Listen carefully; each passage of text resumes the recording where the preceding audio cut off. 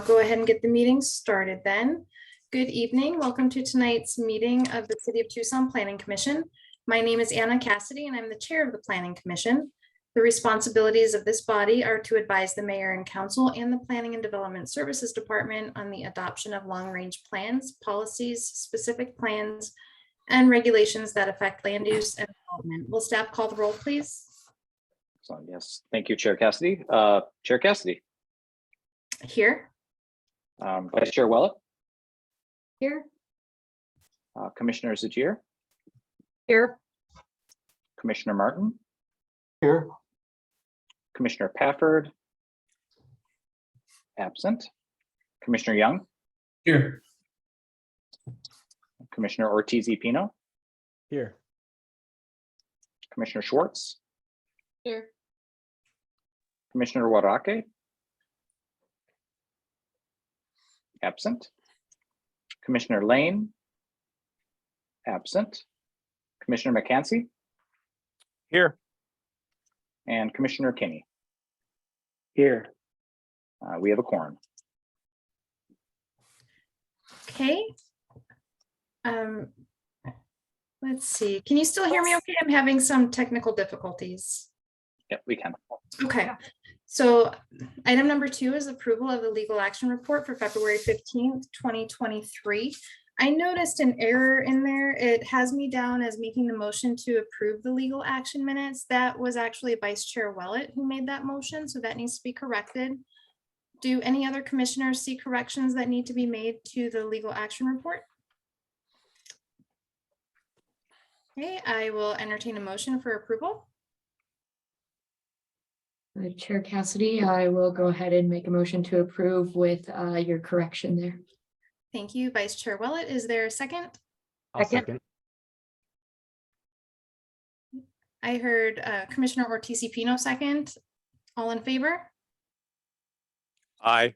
Aye. Aye. Aye. All opposed, say nay. Okay, that motion passes. Item number 3 is the Sam Hughes Neighborhood Plan update. Would staff please provide the presentation for item number 3, Sam Hughes Neighborhood Plan update? Yep, good evening. My name is Lena Perel. I'm a planner with Planning and Development Services. I'm going to share my screen. Can everyone see my screen okay? Okay, great.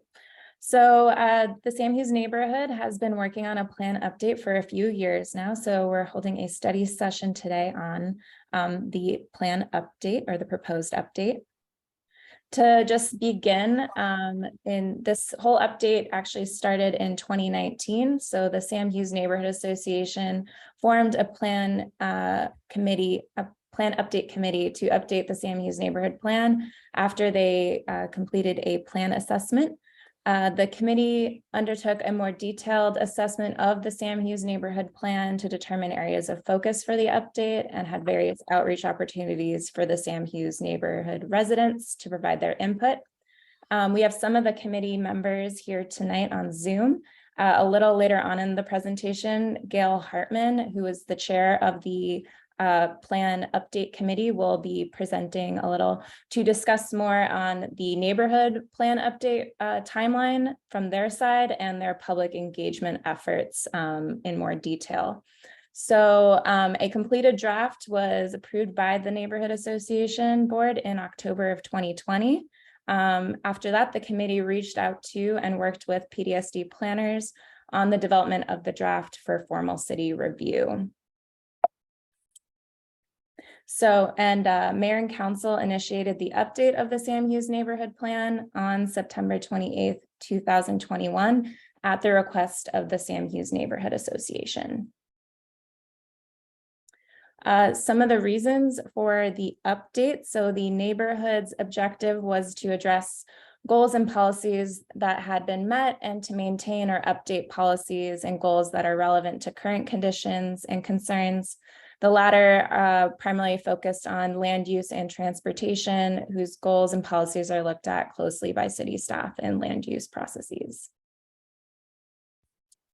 And just a little background on the current Sam Hughes neighborhood plan. So Mayor and Council adopted the original Sam Hughes neighborhood plan on September 16th, 1985.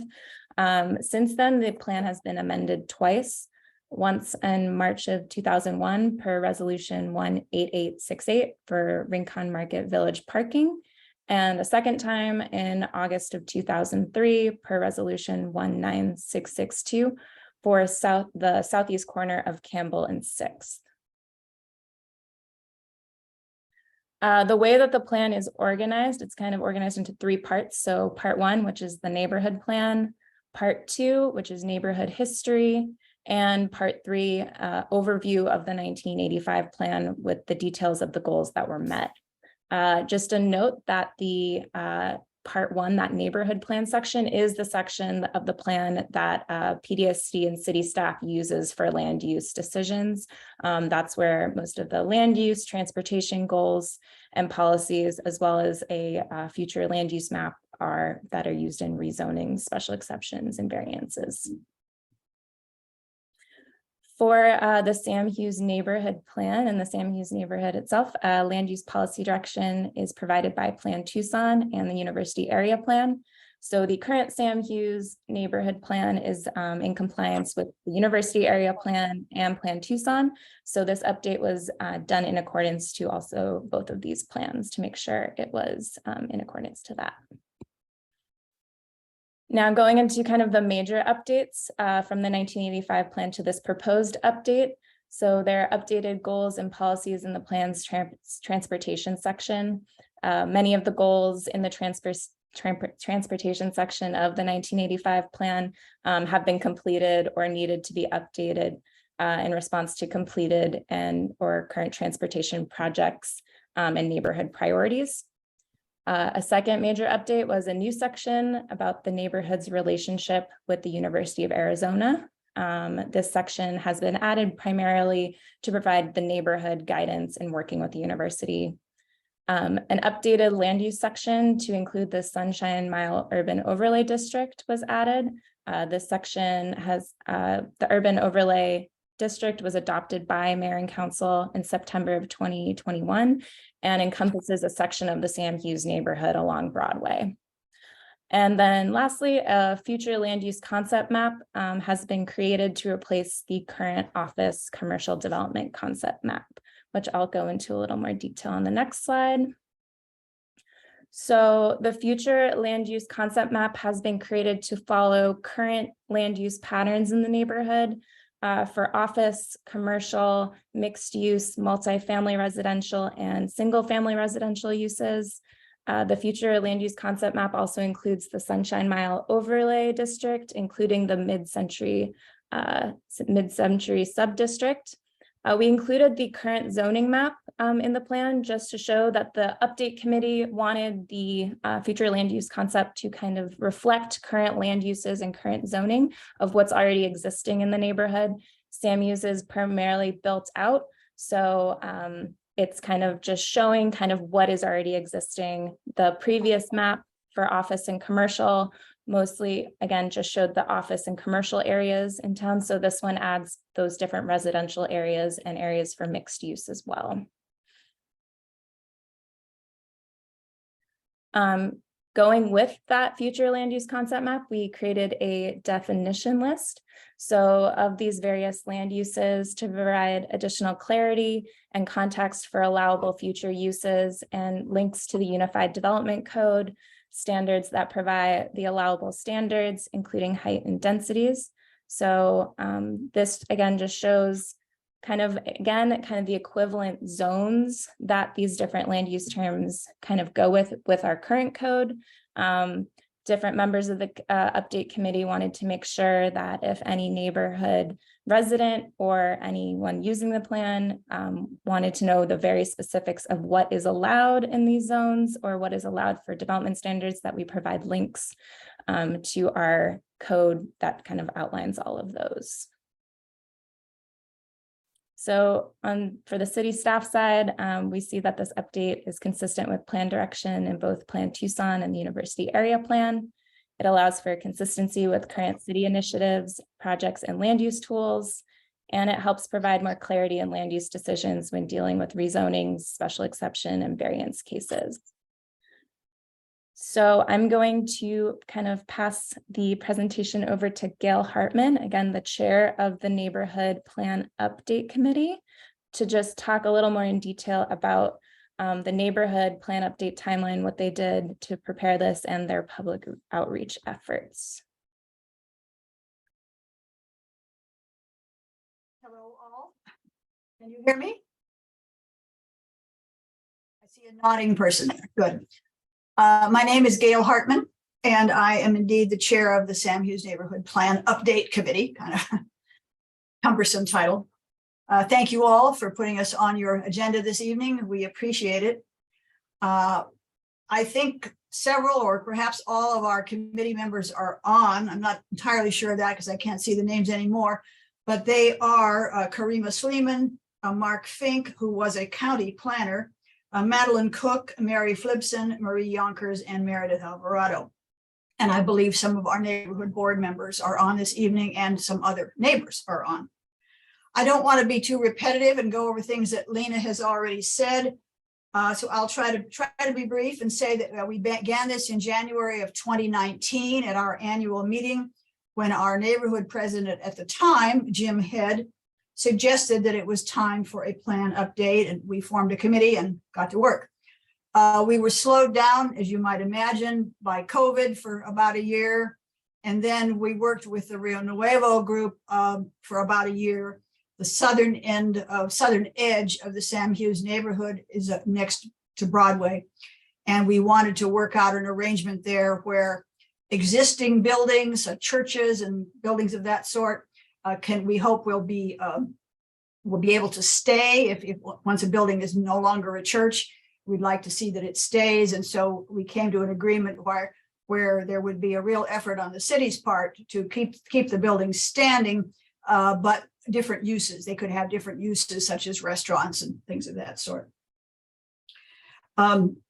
We've had 4 basically public meetings. Near the beginning, when we started this, we had 2 meetings at the Himmel Park Library. Then we had at our next annual meeting, and I guess that was 2020, maybe 2021, we brought the draft plan. We put up some big posters, asked people for their interests, concerns, topics, etc.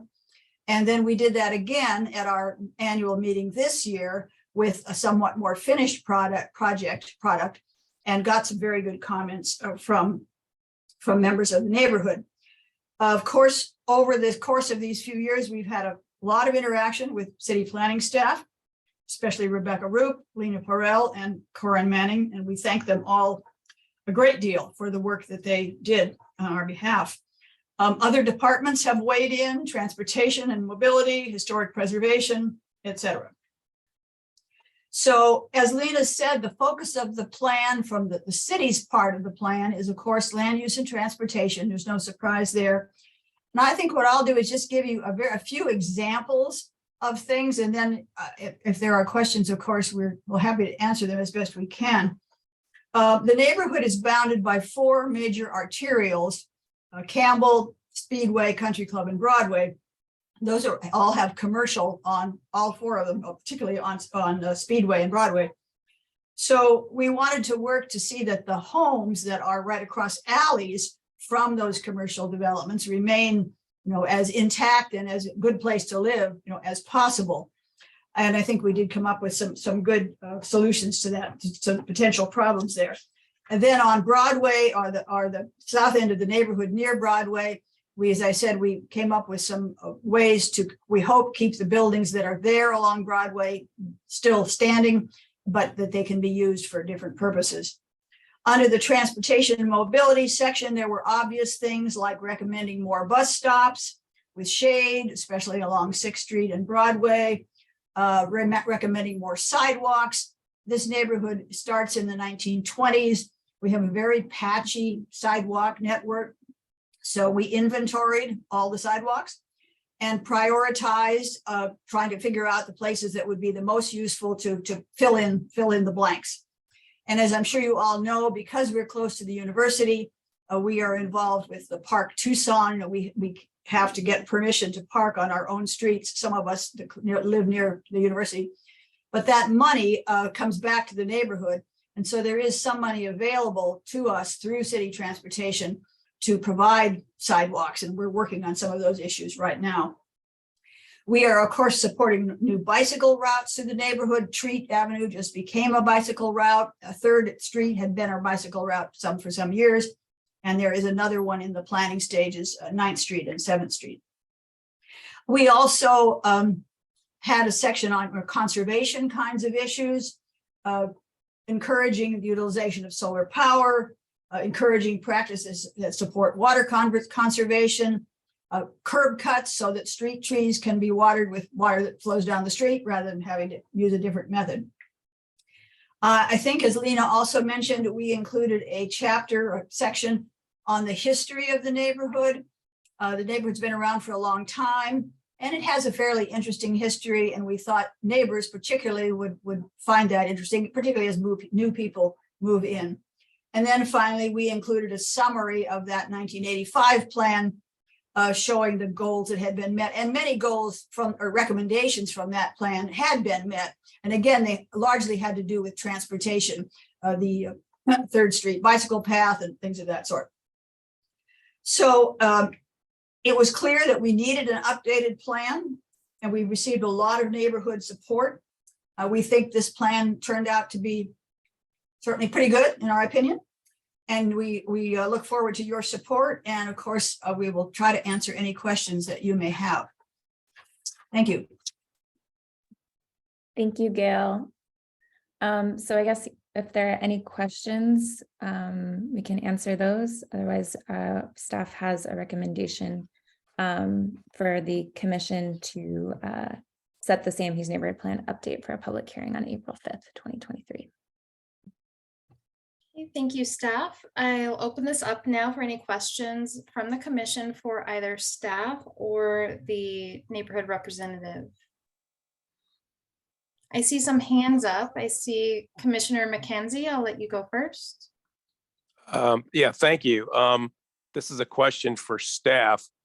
Does every neighborhood in Tucson have these kinds of neighborhood plans?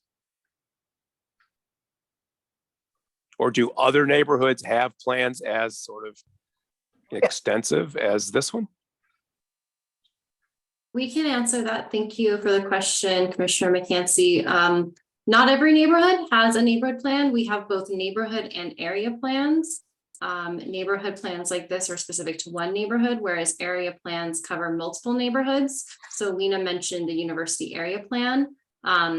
So this is actually a case where Sam Hughes is within their own neighborhood plan, and they're also within an area plan that includes a number of neighborhoods. So not all neighborhoods have a plan like this. There's about 60 neighborhood and area plans across the city that have been adopted. Thank you.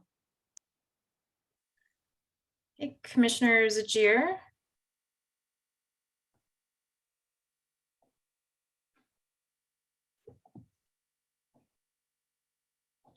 Commissioner Abriza, do you have a question? I see your hand up.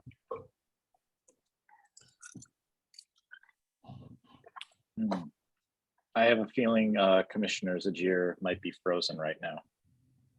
Okay, are there any other questions while she gets her computer issues worked out?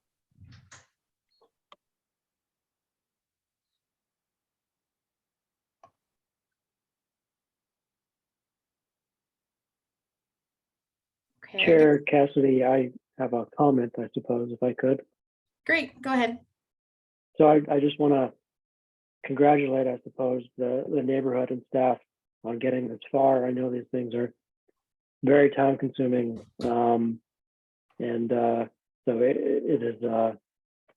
it's quite the accomplishment. So congratulations. Thank you. I lost internet connection. Did you call my raised hand by any chance? I did. Go ahead. You can speak now. Okay.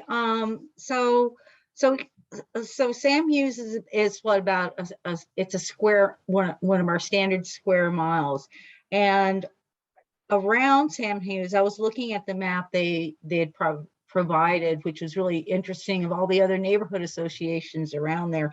I think this plan is great. Now well, this is probably a question for both Gail and Sam Hughes neighborhood. So this is kind of you're setting up a standard with this neighborhood, especially with its connection with the U of A and downtown in Rio Nuevo. With this type of neighborhood plan, are other neighborhoods in the area, because there's about 16 of them within a 6-mile area, able to use this as an example if something is happening within their neighborhood boundaries? Should I try to respond to that?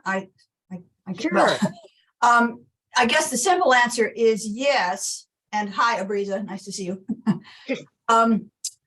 Neighborhoods around us do have plans, and we use some of them to help us figure out what we wanted to do. Miramonte, for instance, is one that we relied on, and others, Glenman Elm, et cetera.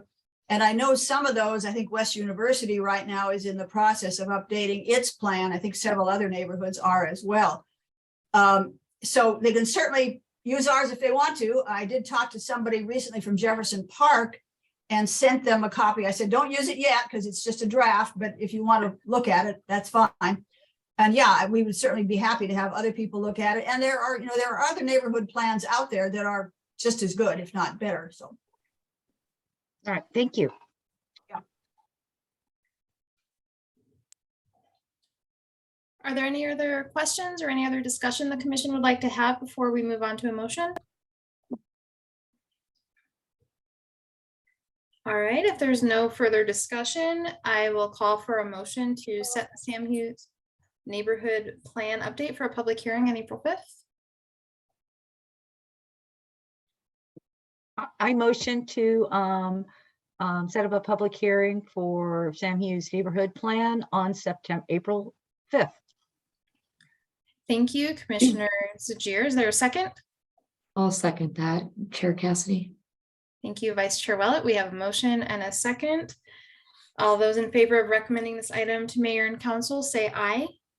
Aye. Aye. Any opposed, say nay. Just to clarify, that was in favor of setting the item for a public hearing. Yes. Yes.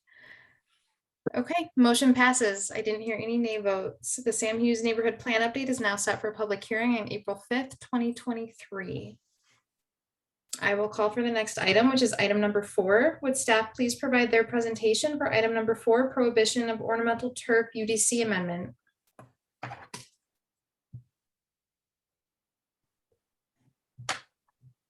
Yeah, hi.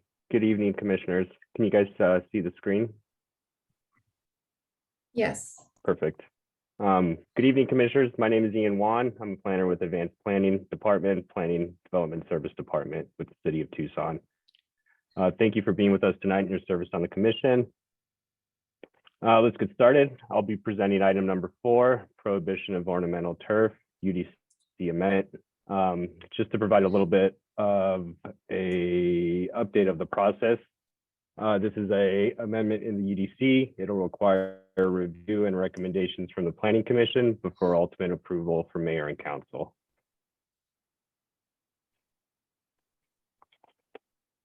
Mayor and Council directed staff on October 18th, 2022 to move forward with the following code amendments related to water conservation. All of the items here are important, but some are more complex than others, requiring additional time and resources to complete. As you can see, the list has been organized by time and efforts needed to complete the processes, currently focusing on the first 3 items: prohibition of ornamental turf, require of water sense fixtures, requirement of separate meters for outdoor irrigation, low impact development standards, and net zero water. From here, staff requested to come back to Mayor and Council in 90 days, researched and a proposal for the prohibition of ornamental turf for new developments. During that 90-day period, Tucson Water PDSD staff conducted 4 outreach events consisting of in-person and virtual events. Various stakeholders attended. January 19th, 2023, Tucson Development Center Stakeholder Luncheon was conducted at the TCC. On the 23rd of January, a Conservation and Education Subcommittee of Citizens Water Advisory Committee, known as CWAC. And then on the 24th of January, we presented to the Metropolitan Team Alliance Public Policy Committee. On February 1st, Water Conservation Code Amendment State meeting was held online virtually, openly publicized to the public through PDSD and Tucson Water's email stakeholder list, as well as social media. Overall support from stakeholders. There was overall support from stakeholders, with the most frequent clarification being that this amendment was only for new developments. The phasing out of existing turf will be led by Tucson Water, and we'll get into that at a slide.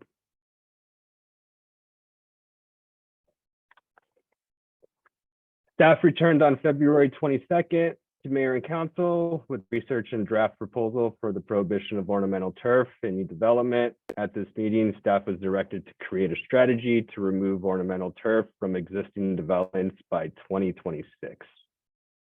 We also wanted to note that this was a code amendment, was initially introduced as non-functional turf, but as outreach was being conducted, we found the term of ornamental turf was more appropriate.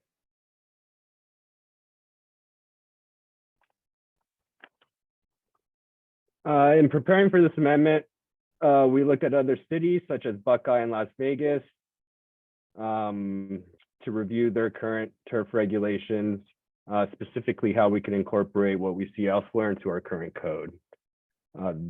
Prohibition of new ornamental turf we found was located in the UDC in section 7.6.4. It was tied to the Oasis allowance, and we'll go into the Oasis allowance on the next slide. And then also utilize the definition of functional turf from Arizona Municipal Water Users Association, AMWA.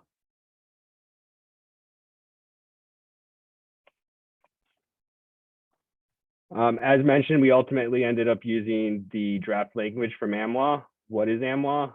AMWA is the Arizona Municipal Water Association. It's an organization consisting of 10 large municipalities within Maricopa County.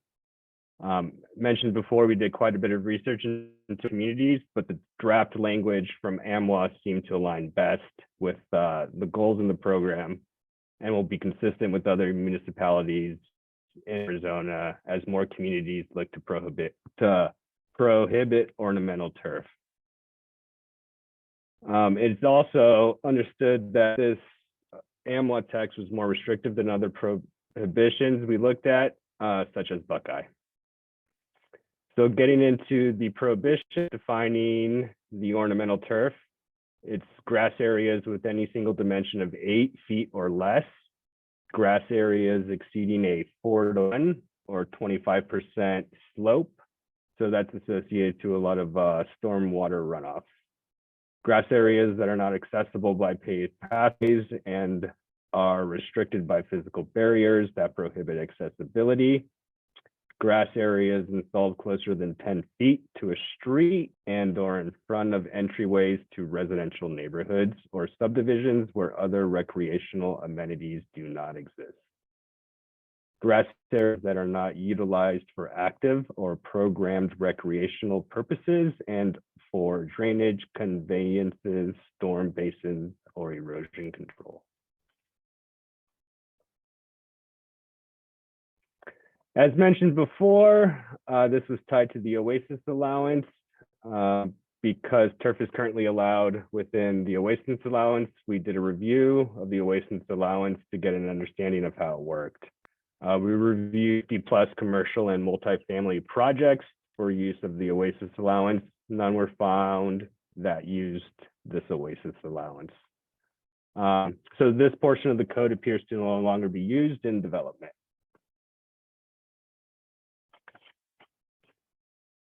And then looking at the definition of ornamental turf, this was a great example that we came across. An example along Golf Links Road shows what we're attempting to prohibit here in new development. This is turf area often found between sidewalks and parking lots, separated by a wall here. You can see the sidewalk being watered more than the turf is, thus using a lot more water than we should be here right now. And then ultimately, this does not provide a safe place for recreation.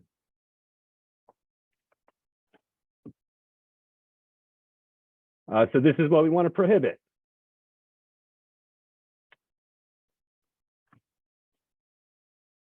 Oh, sorry. All right, sorry about that. So what is not ornamental turf is the turf that is often associated with active recreation. Active recreation is defined as leisure activities, usually performed with others, often requiring equipment and taking place at prescribed places or fields. The term active recreation includes, but is not limited to, swimming, tennis, and other court games, baseball and other field sports, golf and playground activities.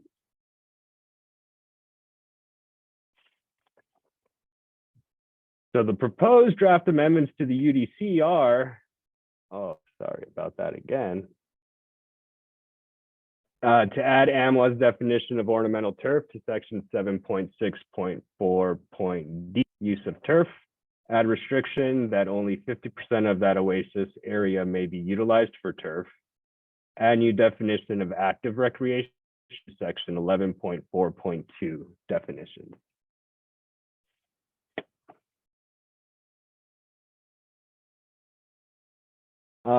Moving us forward, staff recommends the Planning Commission approve a motion to set the prohibition of ornamental turf for a public hearing on April 5th, 2023. Thank you, everyone. Thank you, staff. I'll now open up the meeting for any questions from the commission of staff related to the information presented.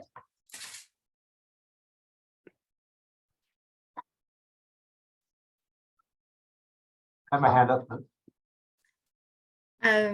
Commissioner Martin, was that you? Yes. Go ahead. Ian, it seemed like the last restriction in that list covers everything else in the list.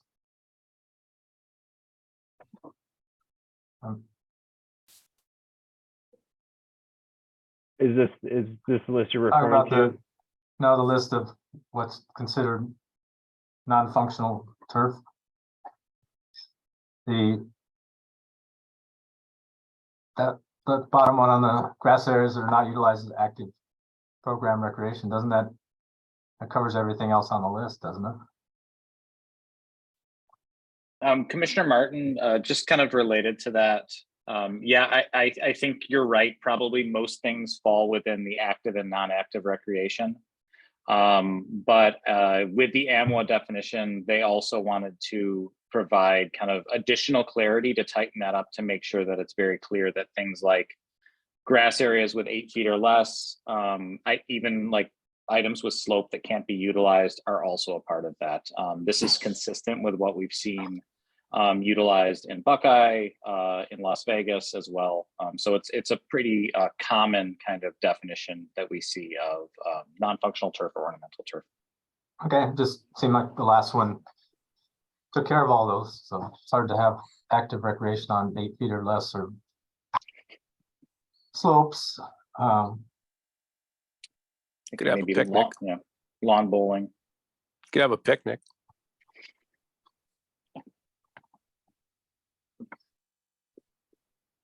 Commissioner Zajir, your hand is up. Okay, so I was reading through this and so I'm glad I was confused with using two different terms of non-functional and ornamental turf or non-functional ornamental turf. So so this is putting in the oasis allowance. And so I have one thing, it says, the definition as far as outdoor or active, you're calling it active recreational areas. You're going to have to explain to me. I've yet to see turf inside a swimming pool. I'm thinking that it's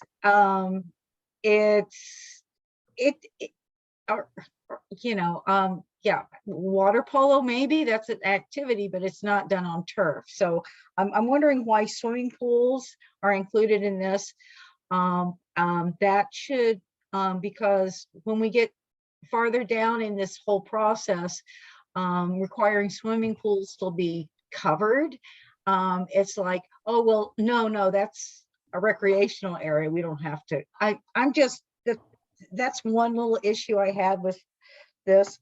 And also, let's see, let's go to part D down here, 3, functional turf. Let me read, I have that attachment. Let me read that attachment.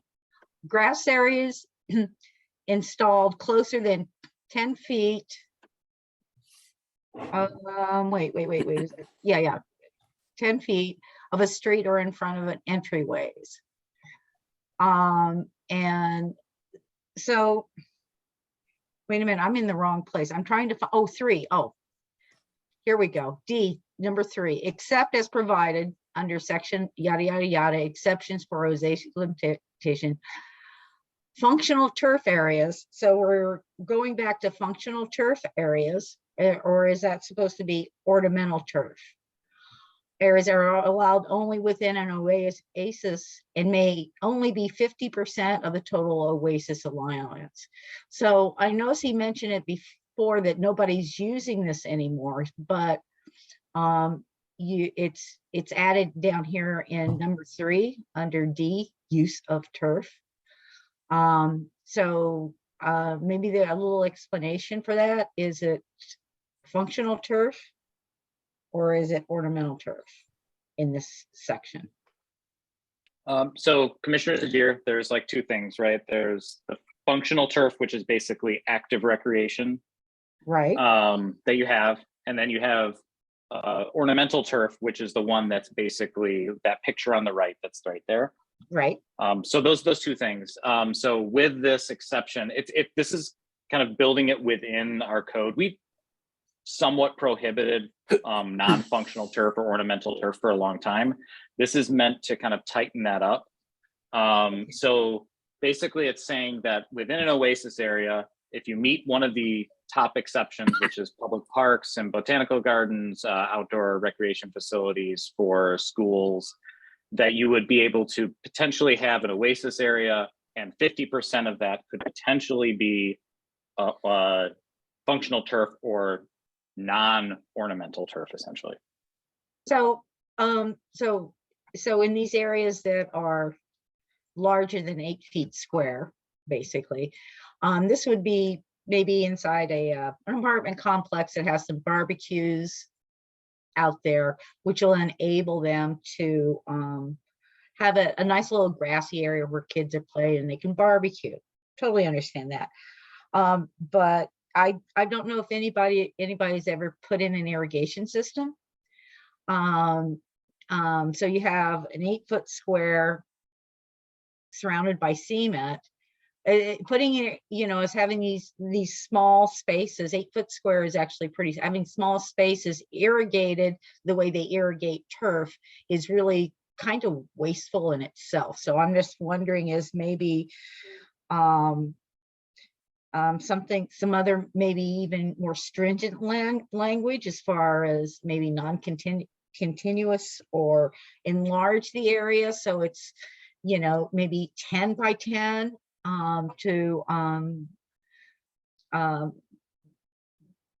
irrigation hasn't changed a lot over the years, and it can foul up a lot. So I'm just throwing it out there as from what I've seen and some of the irrigation projects I've looked at or worked on. Okay, thank you. Commissioner McKenzie? Yes, thank you. What is the rationale for the for 50% of the oasis allowance areas? I mean, why not 30 or 70? I mean, what is it about 50? So yeah, that is what we've seen utilized, I think in the Buckeye example. So we basically based it on what we've seen elsewhere. One other thing I do want to mention is just the fact that we will be we'll be looking at this further, but in a larger context when we are working on our low impact development standards. So this is shoring it up right now. So in the future, we can go through and look at it kind of more holistically. So we will, this will give us an example, and then we can kind of look at that and make adjustments in the future if need be. Okay, thank you.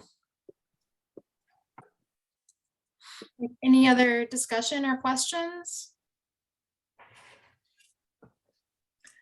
Commissioner Zajir, your hand's back up. Yeah, so so it's the little things. It's like it's the little things that confuse developers and owners and stuff. As you did provide a definition of maybe ornamental turf, as I didn't understand it, and then you mentioned functional turf. Is maybe defining that better in the language so it's not confusing might be helpful. Commissioner Shajira, yeah, I agree. We'll take another look at it and make sure that it's a little more clear to make sure that it's clear for developers, clear for reviewers, and for the public. All right, thank you. I don't see any other hands up. Does anybody else want to comment or ask a question on this? Okay, if not, I'll call for a motion to set the prohibition of ornamental turf UDC amendments for public hearing on April 5th, 2023. Would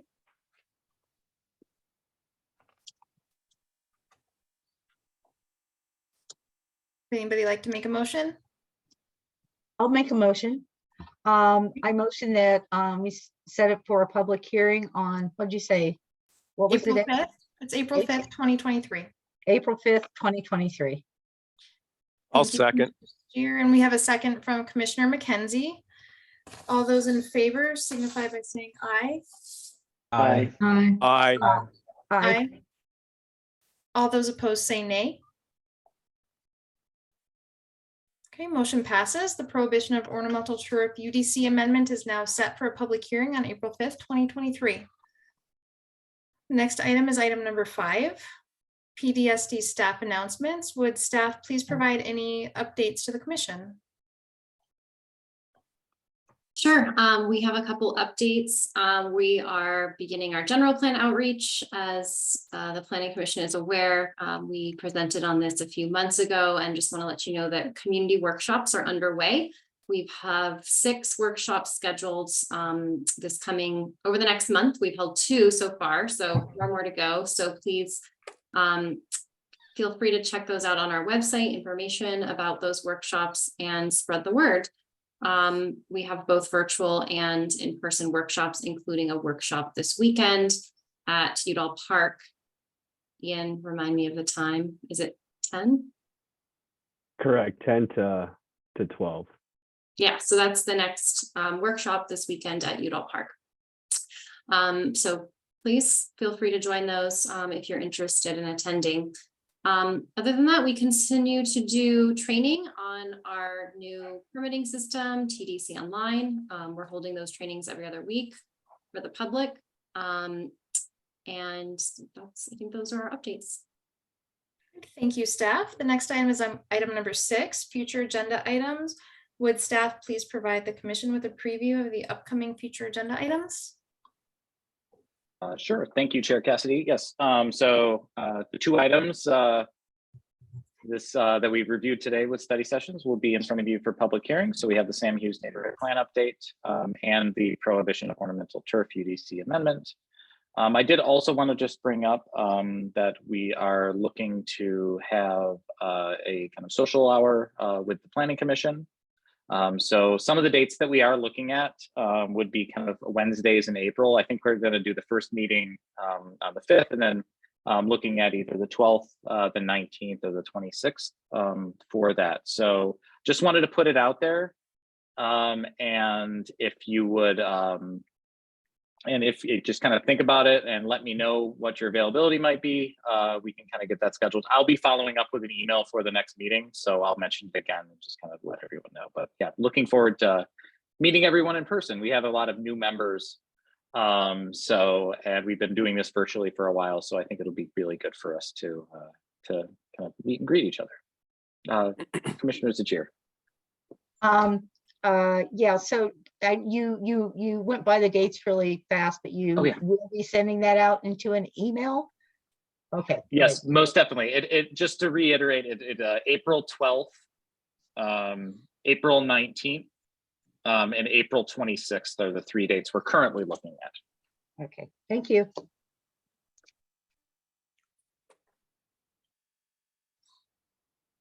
I just want to bring one other thing up. We were just notified that the April 5th is the first day of Passover. So that's the date that was just selected for, or scheduled for the 2 items to hold a public hearing with Planning Commission, but we were not aware of that date. So wanted to bring that up to the chair and see if you would like to look for other dates to hold that public hearing. I think that's a good idea, just to make sure that members of the community who might be celebrating Passover are able to attend. So how do you want to handle that since the motions have been made? I think in the past, we just had Planning Commission set the next available Planning Commission meeting as the date for that hearing, and then we can do a doodle poll and make sure we have a date where we will get quorum in April. Would that work? Yes. Great, so probably looking at those dates that Dan just mentioned, so we may have to push back the happy hour. But we'll look at the other Wednesdays, including the alternate date in April. Okay, great. Thank you for that. Any other future agenda item news from staff?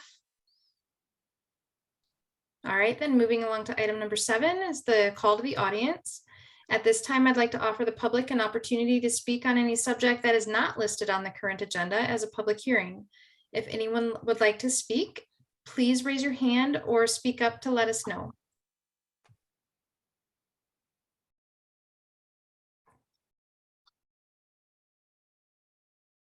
Okay, seeing no hands and hearing no voices, I will call for a motion to adjourn the meeting. Chair Cassidy, I'll make a motion to adjourn the meeting this evening. I'll second it. Everybody wants to second. Who was the second? I think I was the first one, but All right, so we have a Aye. motion by Vice Chair Willett and a second by Commissioner Martin. All those in favor signify by saying aye. Aye. Any opposed, say nay. All right, motion carries and the meeting is adjourned. Thank you, everybody. Thank you. Thank you. Good night. Good night. Thanks, Thanks, everyone. everyone. Okay.